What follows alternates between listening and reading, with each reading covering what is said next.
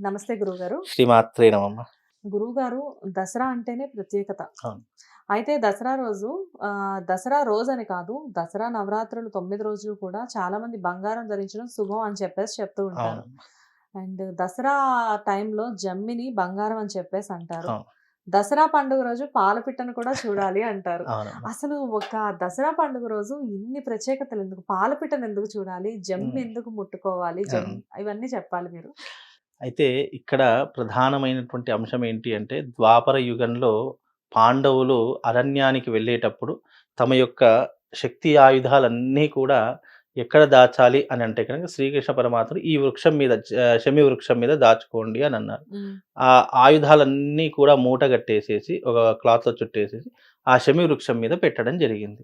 అయితే వీళ్ళ అరణ్యవాసం అంతా పూర్తయిపోయిన తర్వాత వీళ్ళు తమ యొక్క రాజ్యానికి బయలుదేరేటప్పుడు పాలపిట్టను చూశారు. హ్మ్. పాలపిట్టను చూసి ఆ యొక్క ఆయుధాలన్నీ కూడా ధరించి మళ్ళీ తమ యొక్క విజయాన్ని సాధించడానికి రాజ్యానికి వెళ్ళి అనేక రకాలైన యుద్ధాలు చేశారు. మనకు తెలుసు పాండవులకు, కౌరవులకు యుద్ధం జరిగింది.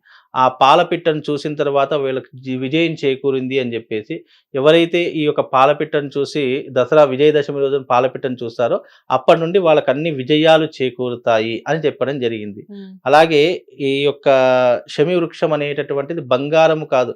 వజ్ర వైఢూర్యాల కంటే గొప్ప అంతులేని సిరి సంపద కంటే గొప్పనైనటువంటి వృక్షంగా కూడా మనము శమి వృక్షాన్ని పూజిస్తూ ఉండడం. అంటే బంగారము కంటే విలువైనటువంటిది అని అర్థము. హ్మ్. అయితే ఈ శమి వృక్షాన్ని పూజించేటప్పుడు ఒక శ్లోకం చెప్పుకోవాలి. హ్మ్. ఓం శమి శమయతే పాపం శమి శత్రు వినాశనం అర్జునస్య ధనుద్ధారి రామస్య ప్రియదర్శనం అనేటటువంటి శ్లోకం చెప్పుకుంటూ ఆ యొక్క వృక్షాన్ని పూజ చేస్తూ ఉండాలి. దాని చుట్టూ ఒక 5 ప్రదక్షిణలు చేసి ఆ బంగారం అనేటటువంటిది తెంపుకొని రావాలి. హ్మ్. అలాగే దసరా రోజు కూడా బంగారం ధరిస్తే విశేషంగా లాభదాయకంగా ఉంటుంది. ఆ దసరా వచ్చిందంటే చాలా మంది బంగారం కొంటూ ఉంటారు. చక్కగా ఆభరణాలు ధరిస్తూ ఉంటారు. మీరు ఇక కూడా ఎవ వేసుకున్నారు గురువుగారు. ఇది నార్మల్‌గా నేను వేసుకున్నాను తప్ప, మామూలుగా నేను అంటే దసరా నవరాత్రులు తప్పనిసరిగా బంగారం వేసుకుంటా. మామూలు రోజుల్లో సాయశక్తులో నేను వేసుకోను. మీరు ఏ వీడియోలో చూసినా కూడా బంగారం మన ఏ కనిపిస్తుంది. షూట్‌లో గూడా బంగారం వేసుకోను. నవరాత్రులు మొదలయ్యే ముందు మీరు బంగారం 100% వేసుకున్నారు. నాకున్నటువంటి ఉంగరాలు గానివ్వండి, చైన్స్ గాని అన్ని దసరా వచ్చింది అనంటే గనక తప్పకుండా బంగారం ధరిస్తాను.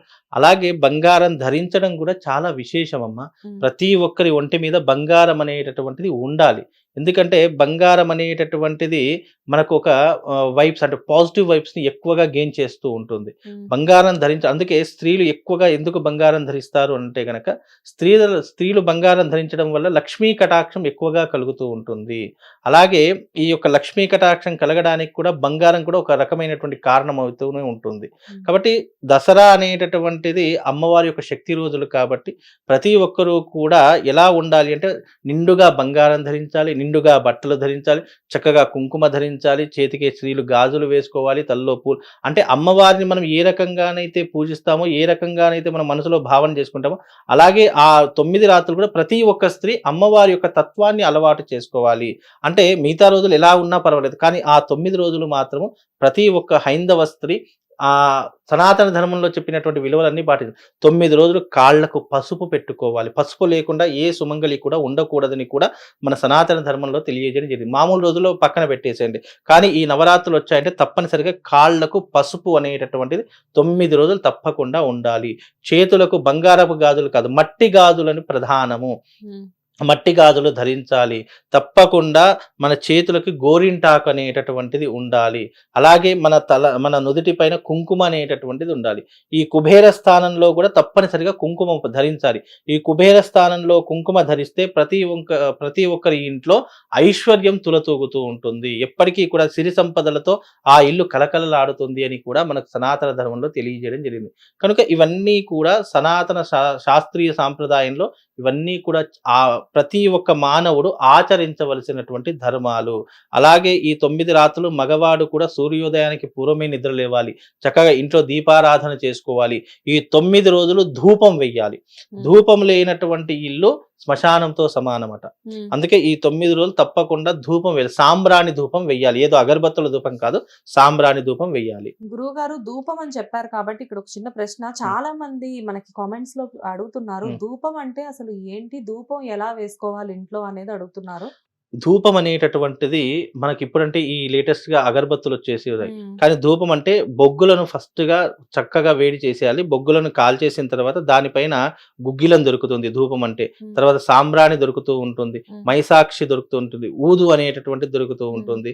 ఇవన్నీ కూడా అనేక రకాలైన ఇప్పుడు అగరబత్తులో ఎలాగైతే కంపెనీస్ ఉంటాయో, అలాగే ఈ ధూపంలో కూడా అనేక రకాలైనటువంటి ధూపాలుంటూ ఉంటాయి. ఇప్పుడు నేను హ్మ్. చెప్పిన పేర్లన్నీ అవే.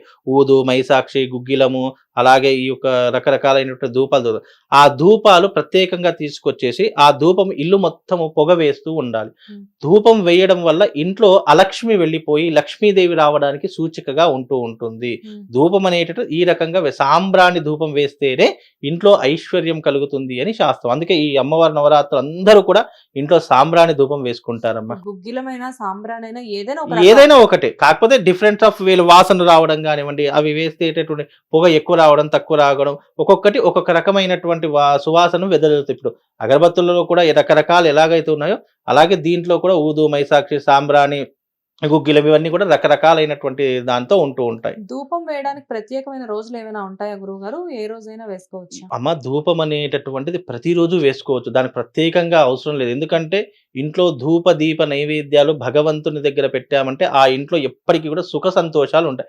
ఇవన్నీ నార్మల్‌గా ఇవన్నీ చిన్న చిన్న పనులు. మనిషి తన నిత్య జీవితంలో ఎలాగైతే స్నానం చేస్తాడో, ఎలాగైతే భోజనం చేస్తాడో, అలాగే పూజ అనేటటువంటిది కూడా నిత్య దీపారాధన అనేటటువంటిది కూడా అతని జీవితంలో ఒక భాగము. అవేం సెపరేట్‌గా ఉండవు.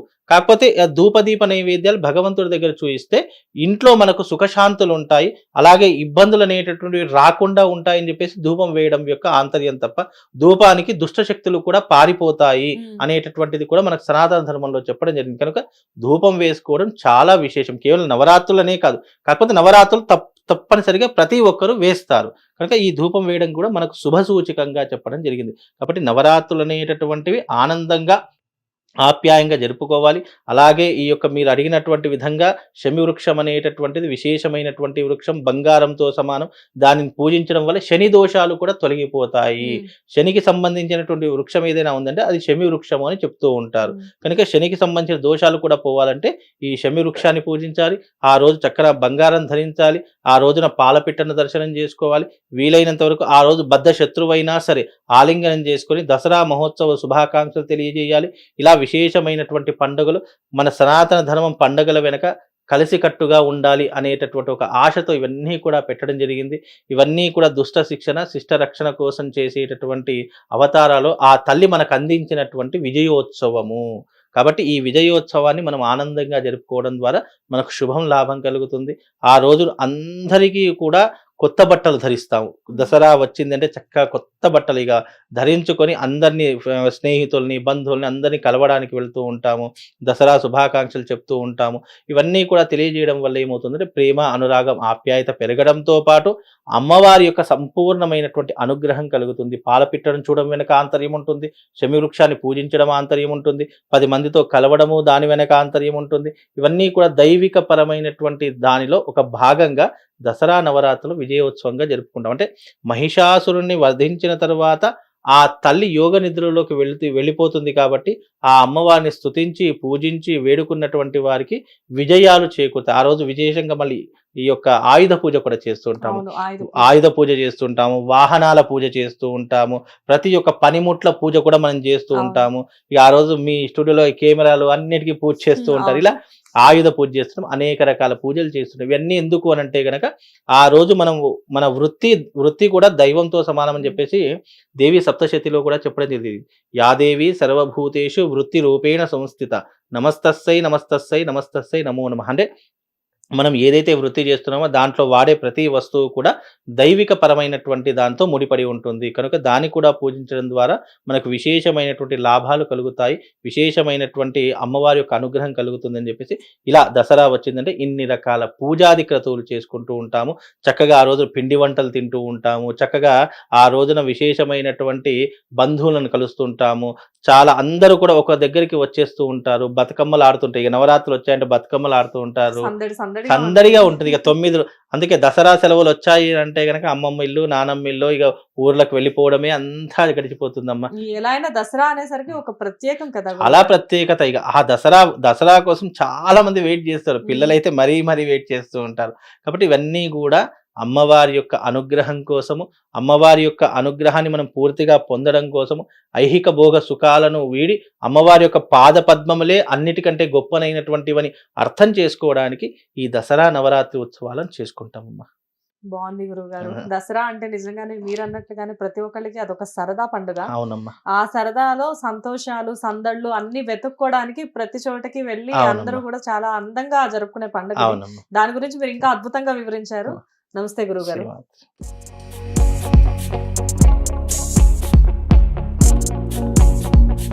శ్రీమాత్రే.